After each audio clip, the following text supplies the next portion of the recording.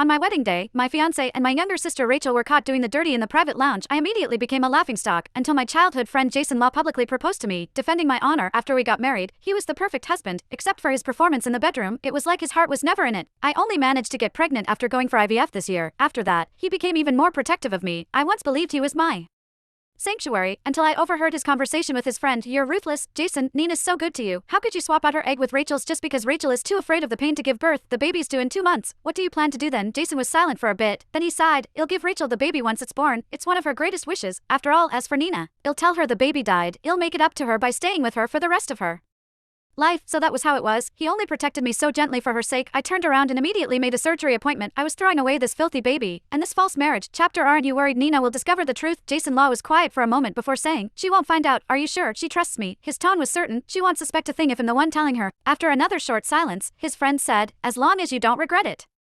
Jason chuckled lightly. I won't. So that was how it was. I stood outside the door, my nails digging into my flesh. It hurt so much, but I was going numb. I had only come here to bring him some clothes. It was getting cold, and I was worried he was not wearing enough layers now. However, I felt like my heart was being sliced open. A cold wind blew through my chest. I stumbled home, too exhausted to even turn on the lights. My knees buckled and I collapsed onto the couch, curled up and shivering.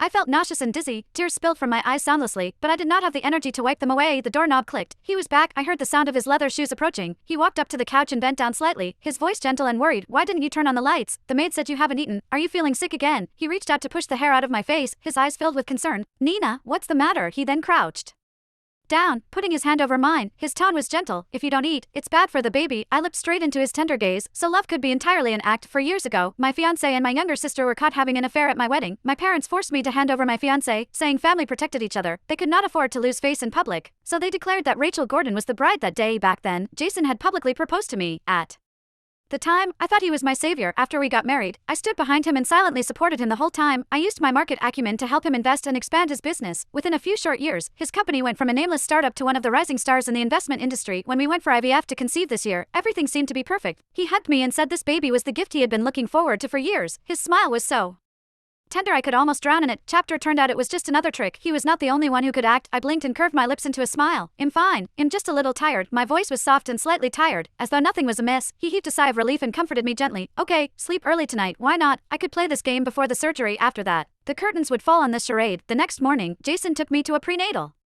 checkup.